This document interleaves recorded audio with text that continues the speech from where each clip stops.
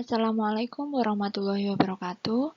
Pada kesempatan kali ini kita akan membahas tentang uji normalitas Kolmogorov-Smirnov. Untuk lebih mudahnya, kita akan sebut sebagai uji KS ya. Uji KS ini sering digunakan untuk melihat apakah suatu data itu terdistribusi secara normal atau tidak. Konsep dasar dari uji KS ini yaitu membandingkan distribusi data yang akan diuji normalitasnya dengan distribusi normal baku. Jadi sebenarnya uji KS ini adalah uji beda antara data yang diuji normalitasnya dengan data normal baku. Nah, ini adalah langkah-langkah dari uji KS.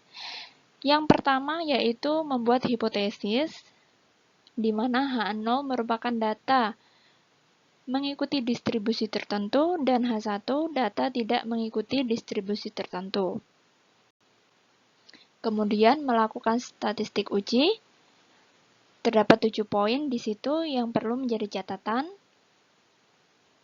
Untuk lebih jelasnya kita akan bahas di slide selanjutnya. Kemudian langkah yang ketiga yaitu kaidah keputusan. Di situ syaratnya H0 diterima jika dihitung kurang dari D tabel atau H0 ditolak jika dihitung lebih dari sama dengan D tabel. Setelah itu baru kita bisa membuat kesimpulan. Jika H0 diterima, maka data mengikuti distribusi tertentu. Namun sebaliknya jika H0 ditolak, maka data tidak mengikuti distribusi tertentu. Nah, untuk lebih jelasnya, kita langsung masuk pada contoh soal. Di sini diketahui nilai tes kemampuan literasi matematika dari 36 orang adalah sebagai berikut.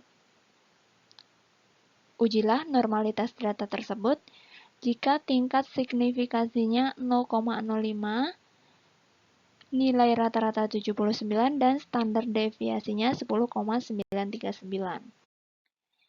Nah, langkah yang pertama yang harus dilakukan yaitu membuat hipotesis. H0 data berdistribusi secara normal dan H1 data tidak berdistribusi secara normal. Setelah itu kita bisa masuk pada langkah yang kedua yaitu statistik uji. Terdapat 7 poin yang perlu diperhatikan, maka di sini saya membuat warna pelangi Meiji-ku Hibiniu untuk lebih mudah diingat.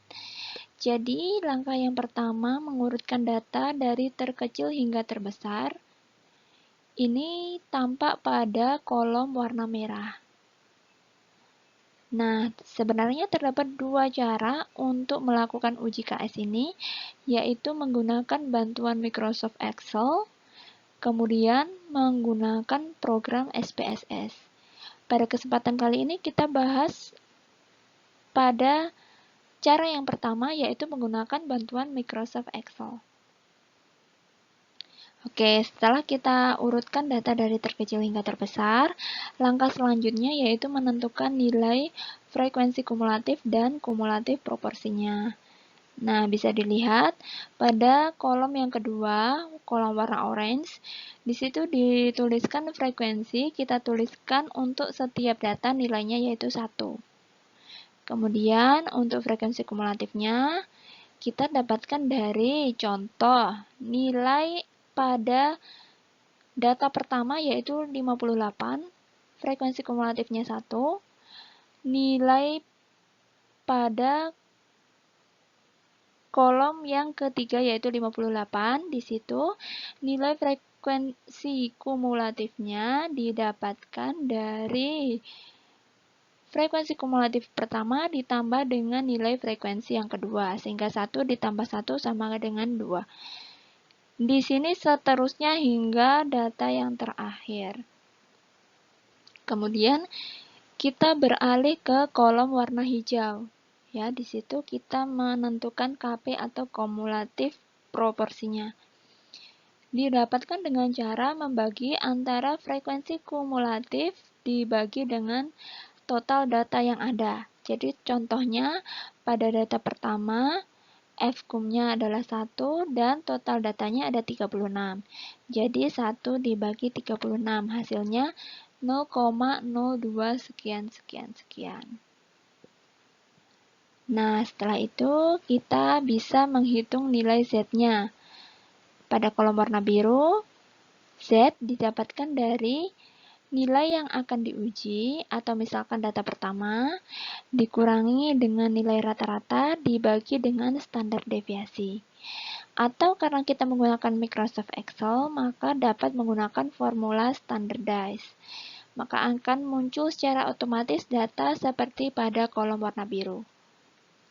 Nah, selanjutnya langkah kelima yaitu menghitung absolut selisih antara F dengan KP menggunakan formula absolut. Ya, maka akan muncul seperti kolom warna nila. Langkah keenam yaitu menentukan nilai paling besar dari selisih tersebut menggunakan formula maksimum.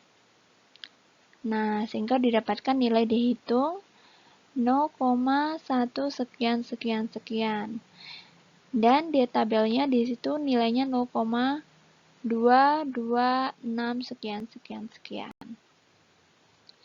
Setelah didapatkan D dan D tabel, maka langkah yang selanjutnya adalah mengikuti kaidah keputusan.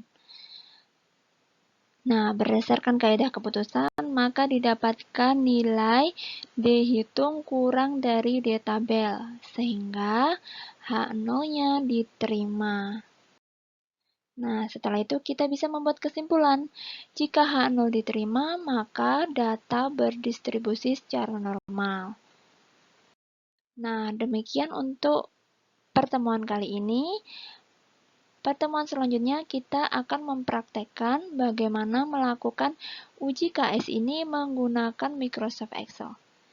Sampai jumpa pada pertemuan selanjutnya. Wassalamualaikum warahmatullahi wabarakatuh.